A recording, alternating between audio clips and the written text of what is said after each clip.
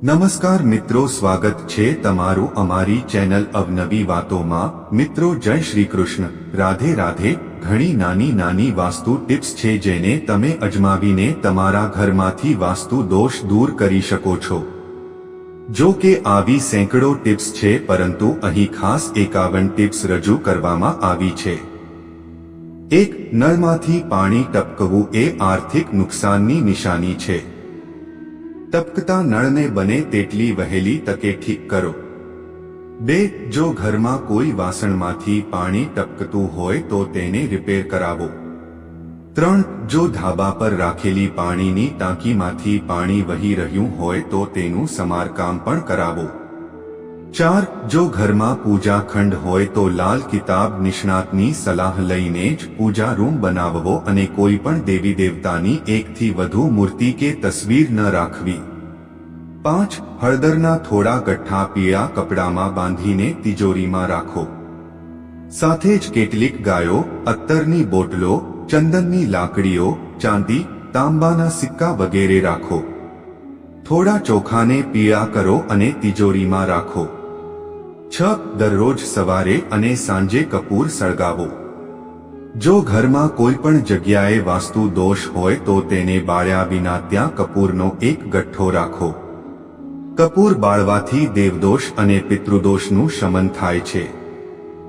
7. અઠવાડિયામાં એકવાર, ગુરુવાર સિવાય, દરિયાઈ મીઠાથી મોપ કરવાથી ઘરમાં શાંતિ આવે છે। ઘરની બધી નકારાત્મક ઉર્જા દૂર થઈ જાય છે અને ઘરમાં ઝઘડા નથી થતા અને દેવી લક્ષ્મીનો વાસ કાયમ રહે છે। 8. ઘરમાં કે વોશરૂમમાં ક્યાંય પણ કરોળિયાનું જાળું ન બનવા દો। 9. ઘરમાં ક્યાંય કચરો ન પડવા દેવો। 10. પ્લેટફોર્મ પર વાંસ ન રાખો અને કોઈ પણ પ્રકારની નકામી વસ્તુઓ ન રાખો। 11. બ્રહ્મ મુહૂર્ત અથવા સાંજના સમયે ક્યારેય ઝાડુ ન મારવું જોઈએ। સાવરણીને એવી જગ્યાએ રાખો જ્યાં કોઈ મહેમાન તેને જોઈ ન શકે। પલંગ નીચે સાવરણી ન રાખવી। 12. ઘરને સ્વચ્છ અને સુંદર રાખો। ઘરના ચારેય ખૂણા સ્વચ્છ હોવા જોઈએ, ખાસ કરીને ઉત્તર પૂર્વ, ઉત્તર અને દક્ષિણ પશ્ચિમ ખૂણા। 13. વોશરૂમને ભીનું રાખવું આર્થિક સ્થિતિ માટે સારું નથી। તેનો ઉપયોગ કર્યા પછી તેને કપડાથી સૂકવવાનો પ્રયાસ કરવો જોઈએ। 14. કરિયરમાં સ્થિરતા માટે દક્ષિણ અને પશ્ચિમ દિશાઓ ખાલી કે પ્રકાશ રાખવી શુભ નથી, તેથી આ દિશાને ખાલી ન રાખો।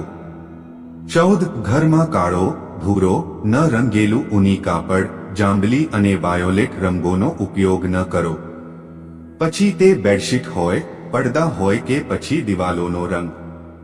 15. ઘરમાં સીડીઓ માત્ર પૂર્વથી પશ્ચિમ અથવા ઉત્તરથી દક્ષિણ તરફ જ બનાવો।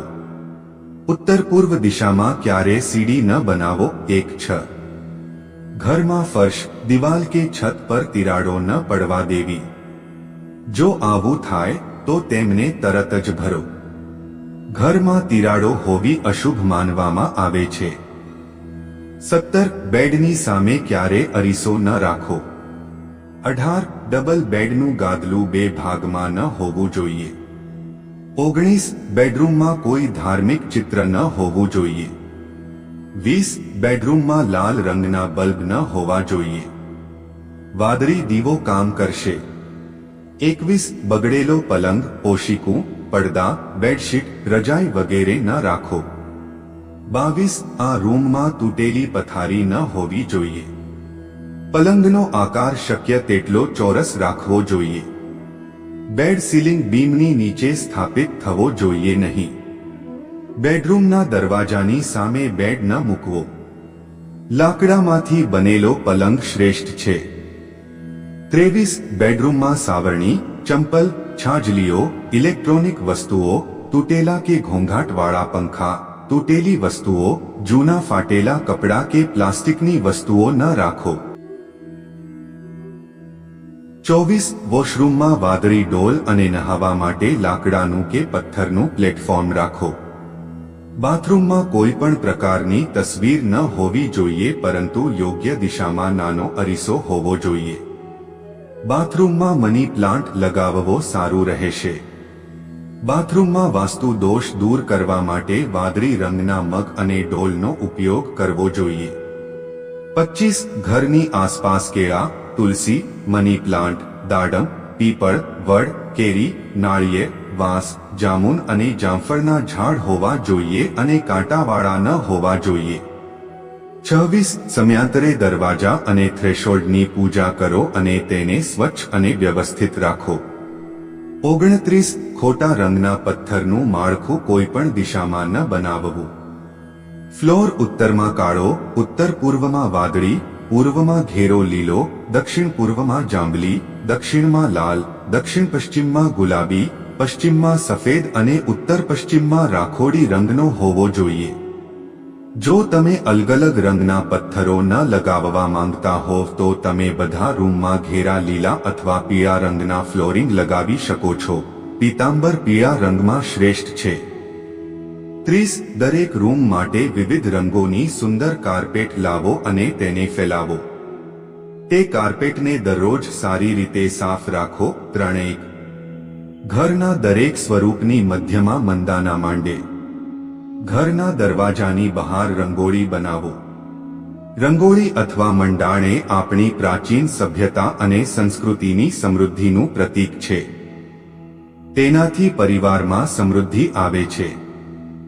32 જો તમારા ઘરના કોઈ પણ રૂમ, રસોડા કે અન્ય કોઈ જગ્યાની ટાઇલ્સ તૂટી ગઈ હોય તો તેને તરત જ રિપેર કરાવી લેવી જોઈએ, કારણ કે તૂટેલી ટાઇલ્સ પણ વાસ્તુશાસ્ત્ર અનુસાર સારી માનવામાં આવતી નથી. 33 ઘરના ફ્લોરનો ઢાળ પૂર્વ, ઉત્તર અથવા ઉત્તર પૂર્વ દિશા તરફ હોવો જોઈએ. આમાં પણ ઉત્તર દિશા શ્રેષ્ઠ છે.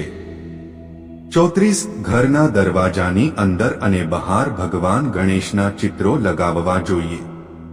દરવાજાની જમણી અને ડાબી બાજુએ શુભ અને લાભકારી વસ્તુઓ લખો અને દરવાજા પર વેલા, કોતરણી અથવા સુંદર ચિત્રોવાળા વાંદરવાર, પૂજા લગાવો. દરવાજાની ઉંબરી પણ સારી અને મજબૂત હોવી જોઈએ જેની આસપાસ સ્વસ્તિક બનાવવું જોઈએ. ધ્યાન રાખો કે તમારા ગુરુ કે અન્ય કોઈ ભગવાન કે દેવીની તસવીર દરવાજાની બહાર ક્યારેય ન લગાવો. 35 રસોડામાં પિત્તળ, કાંસા, તાંબા અને ચાંદીના વાસણોનો ઉપયોગ કરો. રસોડું દક્ષિણ પૂર્વ ખૂણામાં હોવું જોઈએ. 36 બાથરૂમ અને શૌચાલય જોડવું જોઈએ નહીં. આ બંને રસોડાની નજીક ન હોવા જોઈએ. 37 દરવાજો સારી રીતે સુશોભિત અને બેટાયડ હોવો જોઈએ. 38 તમારી બારીઓને સારી રીતે સુશોભિત અને પડદાથી ઢાંકેલી રાખો. બારીની આસપાસ ઘંટડીઓ અથવા રંગોળી અથવા મંડલાના ચિત્રો સાથેના ચિત્રો હોવા જોઈએ. 39 ઘરના ગેસ્ટ રૂમમાં હંસનું મોટું ચિત્ર લગાવો. તેનાથી અપાર ધન અને સમૃદ્ધિની શક્યતા વધી જશે. આ સિવાય તમે કોઈ ખૂણામાં પૈસાના ઢગલાનું નાનું ચિત્ર પણ મૂકી શકો છો. 40 ગૃહ ઝઘડો અથવા વૈચારિક મતભેદો ટાળવા માટે હસતા સંયુક્ત કુટુંબનું ચિત્ર મૂકો. 4 જો તમે બીજાની તસવીરો લટકાવવા માંગતા ન હોવ તો દક્ષિણ પશ્ચિમ ખૂણામાં ખુશખુશાલ મૂડમાં તમારા પોતાના પરિવારના સભ્યોની તસવીર લટકાવી દો. 42 દરિયા કિનારે દોડતા 7 ઘોડાઓનું ચિત્ર લગાવવા માટે પૂર્વ દિશા શુભ માનવામાં આવે છે. નિષ્ણાતને પૂછ્યા પછી જ આ ચિત્ર મૂકવું જોઈએ. 43 જો તમે ઘોડાઓના ચિત્રો મૂકવા માંગતા ન હોવ તો તમે સ્વિમિંગ માછલીઓના ચિત્રો પણ મૂકી શકો છો. 44 ગેસ્ટ રૂમમાં ઘરના વડાની સીટની પાછળ પર્વત અથવા ઉડતા પક્ષીની તસવીર હોવી જોઈએ. આવા ચિત્રો આત્મવિશ્વાસ અને મનોબળ વધારે છે.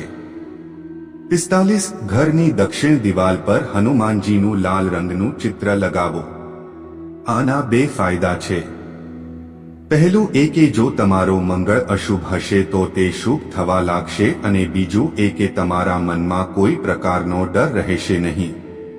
46 રસોડામાં રસોડાના સ્ટેન્ડ ઉપર સુંદર ફળો અને શાકભાજીના ચિત્રો લટકાવો. અન્નપૂર્ણા માતાની તસવીર લગાવશો તો ઘરમાં આશીર્વાદ આવશે. 47 જે ઘરમાં રસોડું દક્ષિણ પૂર્વ એટલે કે દક્ષિણ પૂર્વ ખૂણામાં ન હોય ત્યાં વાસ્તુ દોષ દૂર કરવા માટે રસોડાના ઉત્તર પૂર્વ એટલે કે ઉત્તર પૂર્વ ખૂણામાં સિંદૂરી ગણેશજીનું ચિત્ર લગાવવું જોઈએ. જો તમારું રસોડું અગ્નિ ખૂણામાં નહીં પણ કોઈ બીજી દિશામાં બનેલું છે તો ત્યાં યજ્ઞ કરતા ઋષિમુનિઓની તસવીરો લગાવો. 4-8 જો બાળકને અભ્યાસમાં રસ ન હોય તો સ્ટડી રૂમમાં માં સરસ્વતી, વેદ વ્યાસ અથવા ભણતા કોઈ પણ બાળકની તસવીર લગાવો. બાળકનું મુખ ઘરની ઉત્તર દિશા તરફ હોવું જોઈએ અને ઉત્તરની દિવાલ પર ફોટોગ્રાફ્સ પણ લટકાવવા જોઈએ. આ સિવાય લીલા પોપટની તસવીર લગાવો જેનાથી બાળકને વાંચવામાં તરત જ રસ પડશે. ઘરની ઉત્તર દિવાલ પર હરિયાળી, પોપટ અથવા પક્ષીઓની શુભ ચિત્રો લગાવો. તેનાથી ઘરના તમામ સભ્યોની એકાગ્રતા વધશે. આ સિવાય મોર, વીણા, પેન, બુક, હંસ કે માછલીના ચિત્રો પણ મૂકી શકાય છે. કુલા આર્કિટેક્ટ પણ કૂદતી માછલી, ડોલ્ફિન અથવા માછલીઓની જોડી મૂકવાની ભલામણ કરે છે. ધ્યાનમાં રાખો, ઉપરોક્તમાંથી ફક્ત એક જ ચિત્ર મૂકો. 49 જો પતિ પત્ની વચ્ચે તણાવ હોય અથવા કોઈ કારણસર પ્રેમ સંબંધ બંધાઈ ન રહ્યો હોય તો તમે રાધાકૃષ્ણ અથવા કોઈની જોડીનું સુંદર ચિત્ર મૂકી શકો છો. તમારા બેડરૂમમાં હંસ. તમે તમારી પસંદ મુજબ ચિત્ર મૂકી શકો છો. આ સિવાય હિમાલય, શંખ કે વાંસળીના ચિત્રો પણ મૂકી શકાય છે. ધ્યાનમાં રાખો, ઉપરોક્તમાંથી કોઈ પણ એકનું ચિત્ર જ મૂકો. 50 જો બેડરૂમ અગ્નિ ખૂણામાં હોય તો પૂર્વમધ્ય દિવાલ પર શાંત સમુદ્રનું ચિત્ર લગાવવું જોઈએ. બેડરૂમની અંદર પાણી સંબંધિત કોઈ ચિત્ર ન લગાવો કારણ કે પાણીનું ચિત્ર પતિ પત્ની અને તેને દર્શાવે છે. 51 જો ભૂલથી પણ તમારું શૌચાલય ઉત્તર પૂર્વ ખૂણામાં બની ગયું હોય તો તેનાથી મોટું આર્થિક નુકસાન થઈ શકે છે અને અશાંતિનું કારણ બને છે. પ્રાથમિક સારવાર તરીકે બહાર સિંહના શિકારની તસવીર લગાવો. શૌચાલયમાં બેઠક વ્યવસ્થા દક્ષિણ કે પશ્ચિમ તરફ હોય તો તે યોગ્ય છે. તો મિત્રો, આવા જ વિડીયો જોવા માટે અમારી ચેનલને સબસ્ક્રાઇબ કરી નાખો. જય શ્રી કૃષ્ણ. રાધે રાધે.